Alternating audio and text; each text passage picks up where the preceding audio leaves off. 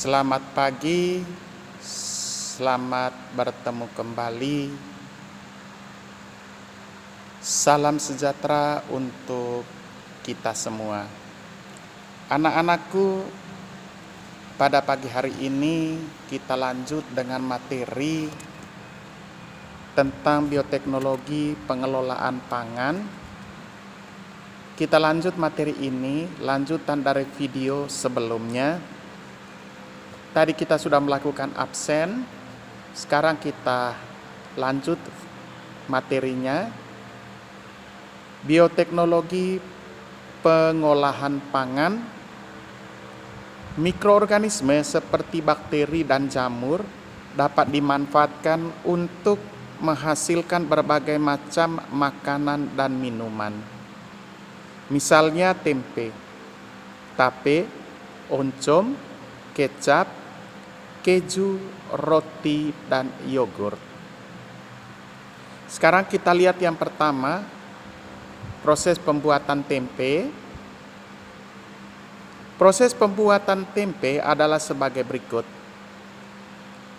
Yang pertama, kedelainya dicuci, direndam semalam pada suhu kira-kira 25 derajat Celcius, dan keesokannya kulit kedelai dikupas serta air rendamannya dibuang.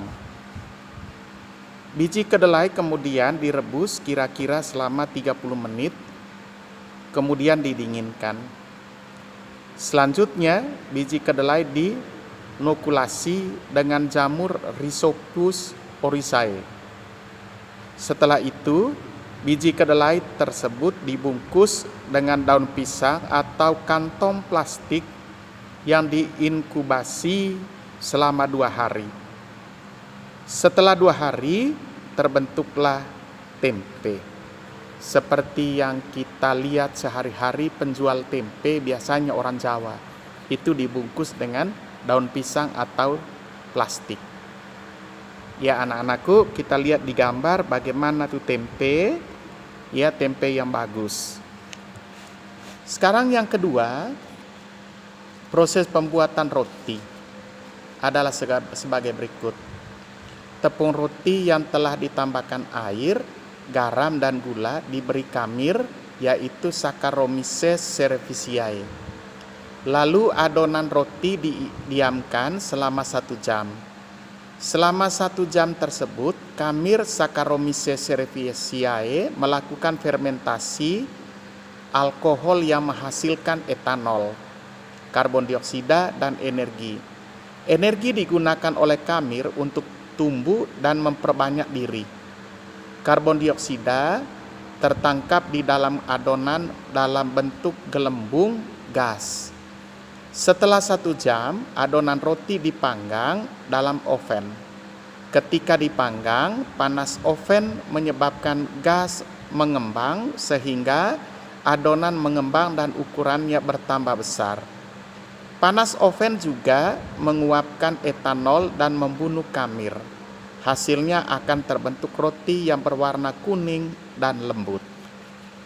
Anak-anakku, ibu kalian di rumah barangkali biasa buat donat atau buat roti tawar atau kue-kue yang lain, ya. Itu kamir Saccharomyces cerevisiae itu adalah vermipan, ya, biasa dibeli sama ibu, itu vermipan atau bibit roti yang membuat roti atau tepung bisa mengembang. Anak-anakku sekalian, yang ketiga, yogurt merupakan produk susu yang mengalami fermentasi. Proses pembuatan yogurt diawali dengan memanaskan suhu pada suhu 90 derajat Celcius selama 15-30 menit. Tujuan dari pemanasan ini adalah untuk mematikan semua bakteri di dalam susu. Lalu susu didinginkan sampai 43 derajat Celcius dan dimasukkan bakteri Lactobacillus bulgaricus dan Streptococcus thermophilus. Setelah itu, susu diinkubasi selama 3 jam dengan pH 4 sampai 4,5 ya pH. Pada masa inkubasi tersebut dihasilkan asam laktat yang membuat yogurt berasa asam ya, terasa asam. Oke anak-anakku, itu cara membuat yogurt ya dengan bantuan bakteri Lactobacillus bulgaricus dan Streptococcus thermophilus. Kalau pembuatan tempe tadi adalah bakteri yang dimasukkan di dalamnya adalah Rhizopus oryzae, sedangkan roti tadi Saccharomyces cerevisiae. Dan yogurt Streptococcus atau Lactobacillus bulgaricus dan Streptococcus thermophilus. Sekarang kita masuk bagian yang keempat adalah keju. Keju merupakan makanan yang dibuat dari protein susu atau kasein. Proses pembuatan keju diawali dengan proses pemanasan susu pada suhu 90 derajat Celcius selama 15 sampai 30 menit ya, atau pasteurisasi untuk membunuh bakteri patogen. Setelah dipasteurisasi, susu diberi bakteri Lactobacillus bulgaricus dan Streptococcus thermophilus. Jadi pembuatan keju ini sama dengan pembuatan yogurt ya. Jadi dia pakai bakteri yang sama, Lactobacillus bulgaricus dan Streptococcus thermophilus. Asam laktat menggumpalkan protein susu atau kasein sehingga terbentuk ya dadih susu. Dadih ini masih bersifat lunak dan tidak dapat diolah sehingga perlu dilakukan proses selanjutnya. Langkah selanjutnya adalah penyempurnaan pembentukan dadih susu dengan pemberian enzim renin. Renin ini menyebabkan kasein mengendap dan membentuk dadih susu seperti agar-agar. Lalu air dadih dibuang dan dadih susu dipres dan dipadatkan sehingga terbentuklah keju. Jadi anak-anakku ya, proses pembuatan yogurt dan keju itu sama bakterinya yang dimasukkan, yaitu Lactobacillus bulgaricus dan Streptococcus Streptococcus thermophilus. Jadi sama. Nah, sekarang yang kelima, protein sel tunggal.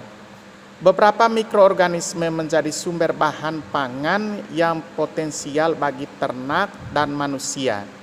Di antaranya sebagai protein sel tunggal atau PST, mikroorganisme dipilih sebagai sumber bahan pangan. Protein karena mikroorganisme tumbuh sangat cepat, siklus hidupnya pendek, tidak membutuhkan lahan yang luas, mempunyai kadar protein tinggi 40-80% dari massa sel, menghasilkan protein bermutu tinggi, dan dapat tumbuh di berbagai media. Mikroorganisme yang banyak digunakan sebagai protein sel tunggal adalah Saccharomyces cerevisiae, Candida utilis, Chlorella, dan Arthrospira, yaitu spirulina. Jadi itu anak-anakku ya, protein sel tunggal. Ya, mikroorganisme yang banyak digunakan adalah Saccharomyces cerevisiae, Candida utilis, Chlorella, dan Arthrospira atau spirulina. Ya, oke anak-anakku, inilah sedikit materi tentang bioteknologi pengolahan pangan. Ya, sampai di sini dulu. Nanti kita lanjut pada video berikutnya. Terima kasih.